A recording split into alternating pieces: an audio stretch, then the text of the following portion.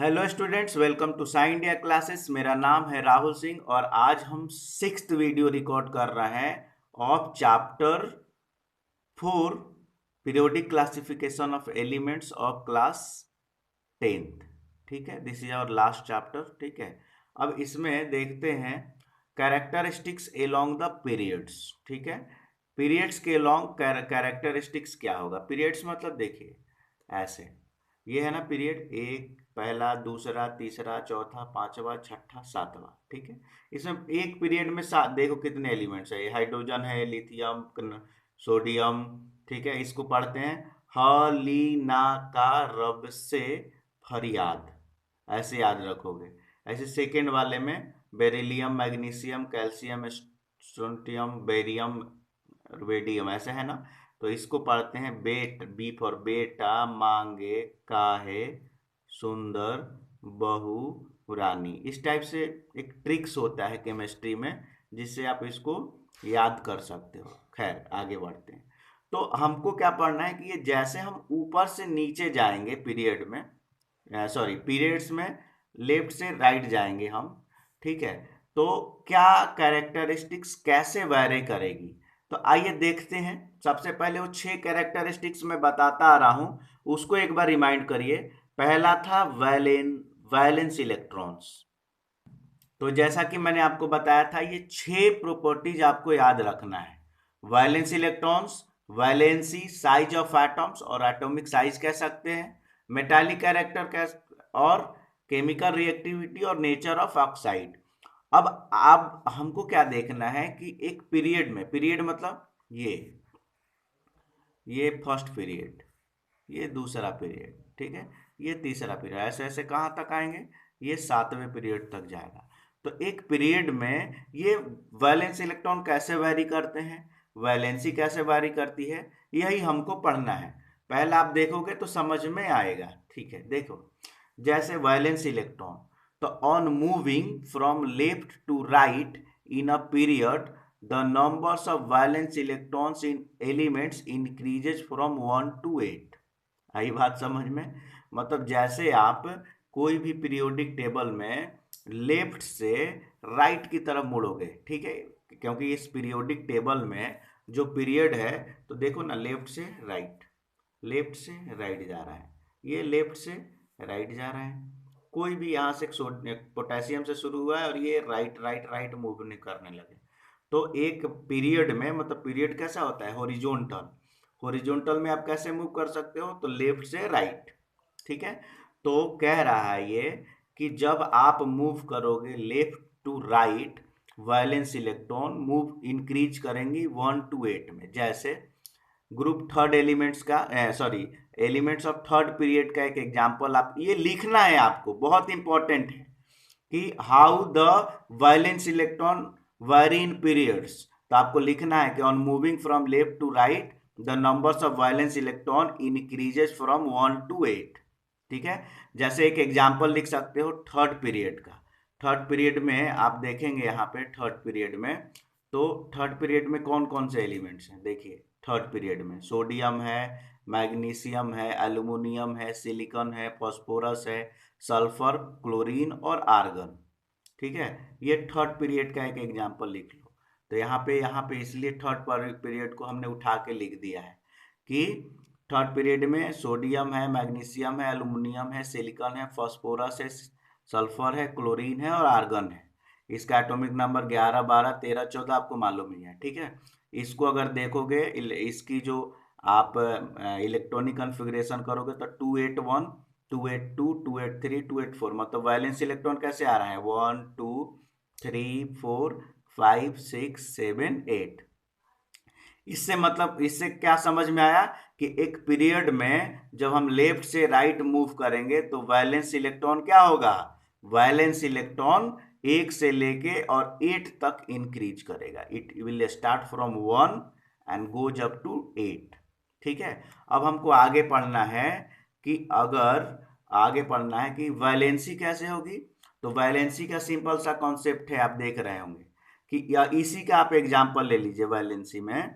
तो इसमें देखोगे कि पहले का अगर वैलेंस इलेक्ट्रॉन इसका 1 है तो वैलेंसी भी 1 है, 2 है तो 2 है, 3 है तो 3 है, 4 है तो 4 है, लेकिन 5 है तो 3, 6 है तो 2, 7 है तो 1 और 8 है तो 0।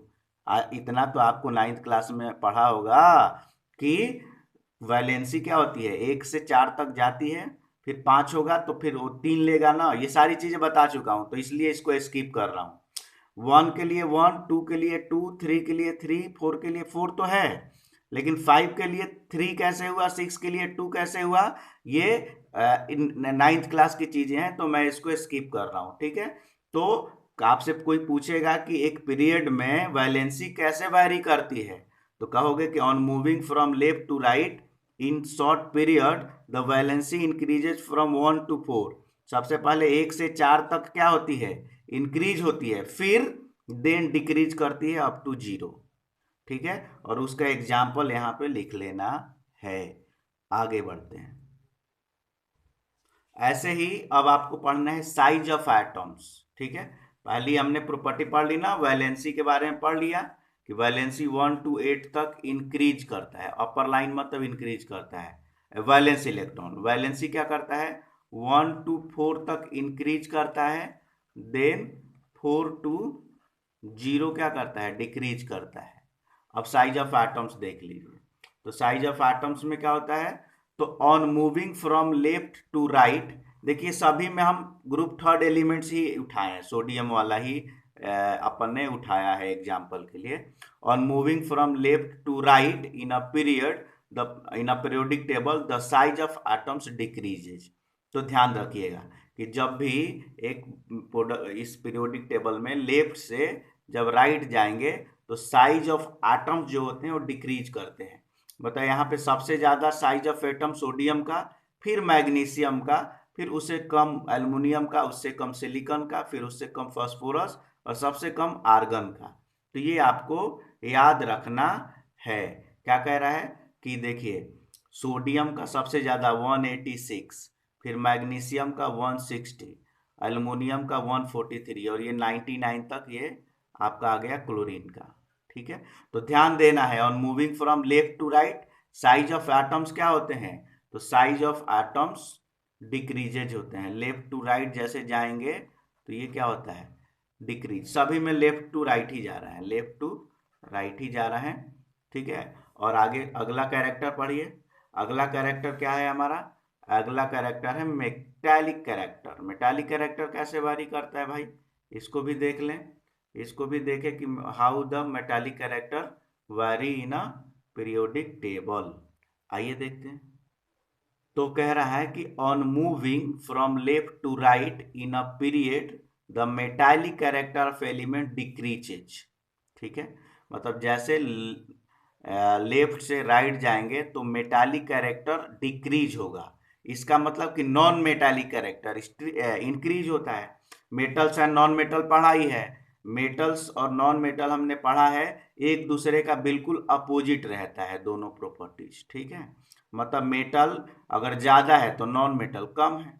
तो वही कह रहा है कि एक एग्जांपल ले लिए सोडियम वाले का, तो ये स्ट्रॉन्ग मेटल होते हैं, बीच वाले मेटालॉइड होता है और ये होते हैं नॉन मेटल्स, ठीक है। देख लीजिए एक बार, ये जो सोडियम मैग्नीशियम एल्युमिनियम होता है ये स्ट्रॉन्ग मेटल्स होते हैं, लेकिन सिलिकॉन्स क्या होता है, नॉन मेटल मेटालॉइड।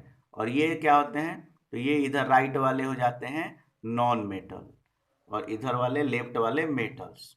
कुल मिला के मेटालिक कैरेक्टर डिक्रीज होती है, लेफ्ट से राइट जाने पे मेटालिक कैरेक्टर क्या होती है, डिक्रीज होती है। ये आपको याद रखना है। अगली प्रॉपर्टी है हमारी केमिकल रिएक्टिविटी। कौन सी प्रॉपर्टी, केमिकल रिएक्टिविटी, मतलब कि केमिकली कैसे रिएक्ट करेगा।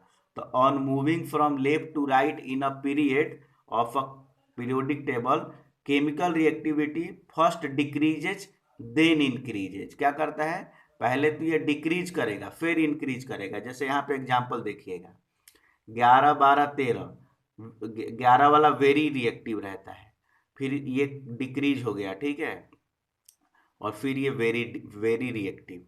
मतलब यहाँ से सोडियम से लेके सिलिकॉन तक वेरी रिएक्टिव से लिस्ट, मतलब कि कम से ज्यादा हुआ, ज्यादा से कम हुआ, फिर ये सबसे कम से फिर ये ज्यादा हो रहा है। मतलब केमिकल रिएक्टिविटी क्या होती है पीरियड में करोगे तो पहले तो केमिकल रिएक्टिविटी डिक्रीज करती है, उसके बाद फिर इंक्रीज करने लगती है।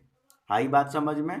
तो केमिकल रिएक्टिविटी के लिए अगर लिखना है तो क्या कह सकते हो कि कह सकते हैं इसमें केमिकल रिएक्टिविटी में कह सकते हैं कि फर्स्ट डिक्रीजेज देन इंक्रीजेज। ठीक, लिखेंगे फर्स्ट डिक्रीजेज देन इंक्रीजेज, ये मतलब डिक्रीजेज, अप वाला एरो मतलब इंक्रीजेज। और फिर अगली प्रॉपर्टी नेचर ऑफ ऑक्साइड देखिए, और अगली प्रॉपर्टी देखना है कि नेचर ऑफ ऑक्साइड। ठीक है, तो नेचर ऑफ ऑक्साइड पीरियड में कैसे वेरी करेगा, तो on moving from left to right in a period the basic nature of oxide decrease करता है और एसिडिक नेचर इंक्रीज करता है। देखो भाई, एसिड बेसिस जस्ट आपस में क्या है, एसिड बेसिस जो है जस्ट आपस में अपोजिट है। तो अगर बेसिक नेचर डिक्रीज कर रहा है मतलब एसिडिक नेचर क्या हो जाएगा, इंक्रीज, वही हमने ले लिया। इसमें देखो 11 से लेके क्लोरीन तक जा रहे हैं हमने, सोडियम से लेके क्लोरीन तक। तो ये जो सोडियम होता है हाईली बेसिक रहता है और ये जो रहता है ना क्लोरीन हाईली एसिडिक। इसका मतलब क्या कि बेसिक नेचर तो लेफ्ट से राइट जाने में बेस कम होगा, जितना बेस कम होगा उतना एसिड कम होगा। तो आई बात समझ में ना? तो ये हो गया नेचर ऑफ ऑक्साइड। ठीक है, आइए देखते हैं एक एग्जांपल। तो आई होप कि आपको समझ में आ गया होगा, बहुत अच्छे से समझ में आ गया होगा कि एक पीरियड में कैसे ये कैरेक्टरिस्टिक्स वैरी करते हैं। वैलेंस इलेक्ट्रॉन पीरियड में जैसे लेफ्ट से राइट मूव करोगे तो 1 to 8 तक इंक्रीज करता है। ठीक है, valency left to right move करोगे तो 1 to 4 तक इंक्रीज करेगा, उसके बाद 4 to 0 डिक्रीज करता है।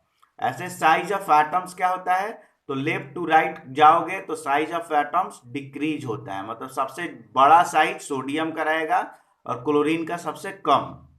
ऐसे मेटालिक कैरेक्टर, तो मेटालिक कैरेक्टर क्या होता है, डिक्रीज करता है लेफ्ट टू राइट जाने में। केमिकल रिएक्टिविटी में क्या होता है, फर्स्ट केमिकल रिएक्टिविटी पहले डिक्रीज करती है फिर इंक्रीज करती है। आई बात समझ में? मतलब ये सबसे ज्यादा रिएक्टिव पहले सोडियम रहेगा लेकिन सिलिकॉन सबसे कम रिएक्टिव, उसके बाद क्लोरीन सबसे ज्यादा रिएक्टिव। मतलब वो केमिकल रिएक्टिविटी में जो उसकी रिएक्टिविटी की जो कैरेक्टर रहेगी वो पहले डिक्रीज करेगी फिर इंक्रीज करेगी। और नेचर ऑफ ऑक्साइड तो basic nature left to right जाने में डिक्रीज करता है और एसिडिक नेचर, भाई एक दूसरे का बेसिक और एसिडिक एक दूसरे के तो उल्टे होते हैं ना, अपोजिट होते हैं, तो ये इंक्रीज करते हैं। तो ये जो 6 आपके प्रॉपर्टीज हैं कैसे वैरी करती हैं मैंने आपको बता दिया। अब देखो नेक्स्ट टॉपिक, नेक्स्ट वीडियो में यही पढ़ना है कि वैलेंस इलेक्ट्रॉन ग्रुप्स में कैसे वैरी करेंगे। तो ग्रुप में हम कैसे जाएंगे, जैसे पीरियड में हम लेफ्ट टू राइट जा रहे थे ना, ऐसे ग्रुप में हम ऊपर से टॉप टू बॉटम आएंगे। आई बात समझ में? जैसे लेफ्ट टू राइट जा रहे थे ग्रुप में, ऐसे ही टॉप से बॉटम, लेफ्ट से राइट जा रहे थे पीरियड्स में, ऐसे टॉप से बॉटम आएंगे ग्रुप में और हमारा चैप्टर खत्म हो जाएगा। तो आइए नेक्स्ट वीडियो में मैं आपको बताऊंगा कि how this properties vary in groups. ठीक है, thank you so much, have a nice day, God bless you.